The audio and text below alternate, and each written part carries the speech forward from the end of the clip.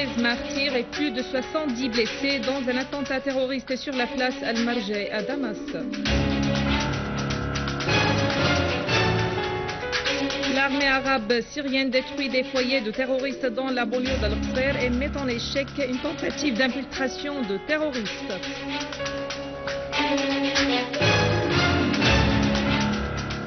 Lavrov affirme que la Russie ne cache pas l'exportation d'armes vers la Syrie et tout État a le droit de se doter d'armes défensives à condition qu'elles ne soient pas prohibées.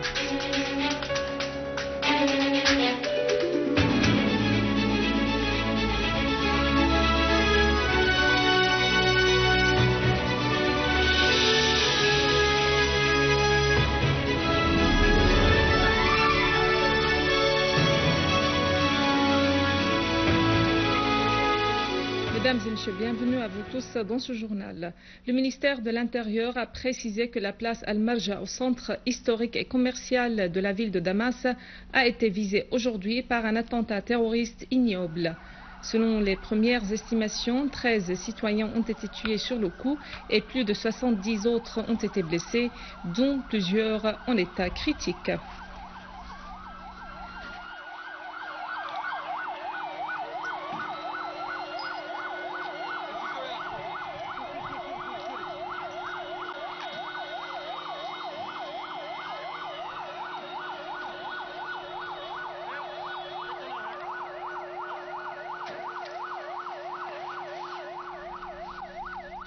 Une source du ministère de l'Information a précisé que le terrorisme soutenu et financé par l'étranger a commis aujourd'hui un crime odieux par voiture piégée, tuant des civils syriens au centre historique et commercial de la ville de Damas.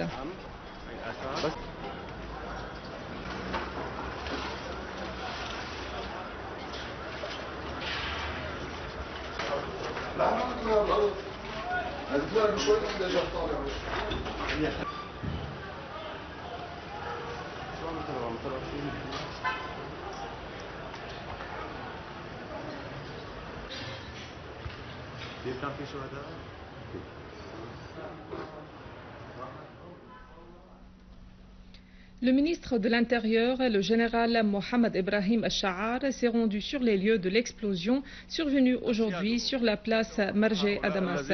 Le ministre Al-Sha'ar a affirmé que cet acte terroriste est la preuve de la faillite des terroristes et de leurs commanditaires, soulignant que seul l'ennemi israélien bénéficiait de telles explosions terroristes.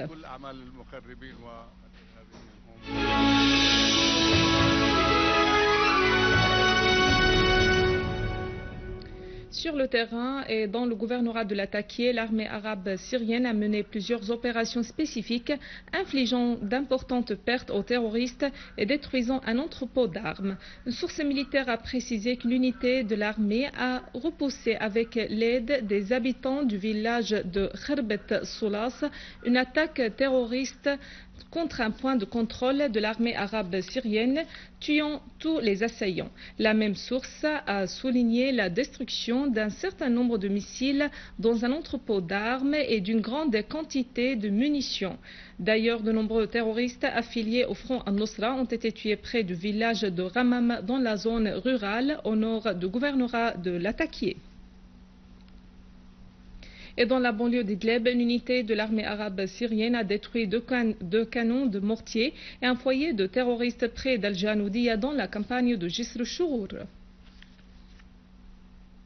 Des terroristes ont été tués et d'autres blessés dans une opération spécifique de l'armée arabe syrienne contre des repères de terroristes dans le village d'Al-Houez, dans la région d'Al-Rab, a indiqué une source haut placée dans le gouvernorat de Hama. La même source a ajouté qu'une autre unité de l'armée arabe syrienne a détruit des caches de terroristes de Front Al-Nusra dans les deux villages de Kafr Nabouda et d'Al-Karkat dans la campagne nord de Hama. Et dans le gouvernorat de Homs, l'armée arabe syrienne poursuit sa mission antiterroriste. Dans le secteur rural à l'ouest de la ville d'Al-Qusayr, l'armée arabe syrienne a poursuivi ses opérations de ratissage visant les repères de terroristes où elle a repoussé plusieurs tentatives d'infiltration à travers la frontière libanaise, infligeant aux terroristes de lourdes pertes. Une source militaire a affirmé à la télévision syrienne que les chaînes satellitaires soutenant les terroristes ont diffusé de fausses nouvelles sur un contrôle présumé du secteur de Tal al-Khadra à Daraa par les groupes terroristes armés. La même source a affirmé que l'armée arabe syrienne a repoussé les rebelles et les a neutralisés.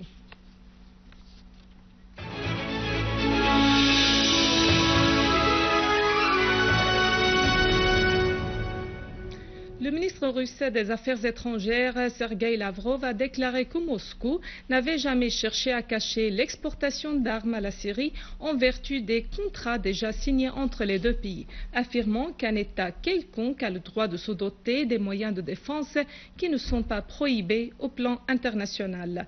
Dans une interview accordée au magazine britannique Foreign Policy, Lavrov a fait noter que ces contrats stipulaient l'exportation d'armes anti-aériennes au gouvernement syrien. La Syrie a besoin de systèmes défensifs parce que les menaces ne sont pas virtuelles mais réelles, a souligné Lavrov.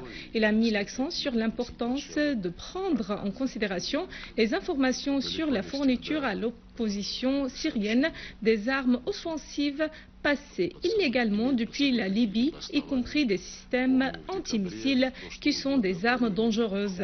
Le chef de la diplomatie russe a réaffirmé l'appel de la Russie à l'arrêt de la violence et à l'amorce du dialogue sans conditions préalables. Il a de même évoqué des changements positifs dans les positions même de certains pays arabes qui parlent désormais de l'amorce du dialogue au sujet de la crise en Syrie. Le ministre allemand de la Défense, Thomas de Maizière, a mis en garde contre toute intervention militaire étrangère en Syrie, précisant qu'une telle intervention serait une opération très compliquée et coûteuse.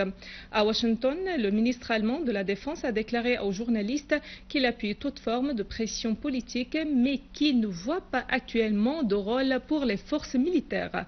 De Maizière a de même précisé que son pays ne possède jusqu'ici d'informations suffisantes sur l'utilisation d'armes chimiques en Syrie. Le porte-parole du ministère iranien des Affaires étrangères, Rami Mammanparast, a vivement condamné l'explosion terroriste survenue hier à Damas au quartier Al-Mazeh. L'attentat terroriste avait visé le convoi du Premier ministre Wael al-Halaqi et a fait des martyrs et des blessés. Mammanparast a indiqué que de tels crimes dévoilent le vrai visage des terroristes. Il a fait porter la responsabilité du crime aux pays dans la région et en Occident qui soutiennent le terrorisme et l'anarchie en Syrie.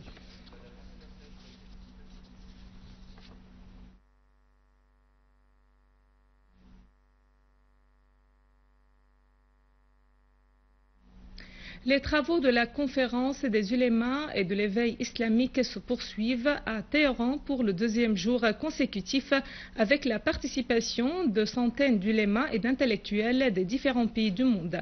Les participants ont affirmé que la divergence réelle dans la région était entre l'axe de l'arrogance géré par Israël et les États-Unis d'une part et l'axe de la résistance qui œuvre pour l'indépendance et pour la libération des territoires arabes occupés dont en priorité la Palestine.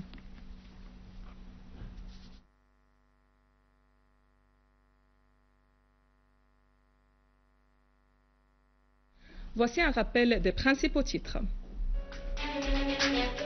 13 martyrs et plus de 70 blessés dans un attentat terroriste sur la place Marjeh à Damas.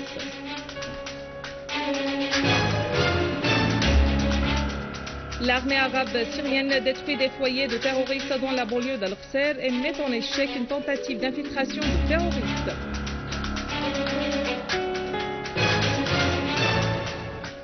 Lavrov affirme la Russie ne cache pas l'exportation d'armes vers la Syrie et tout État a le droit de se doter d'armes défensives à condition qu'elles ne soient pas prohibées. Mesdames et messieurs, c'est la fin de notre édition. Pour la revoir, visitez notre site web syrienonline.sy. Merci à vous, merci à toute l'équipe. Au revoir.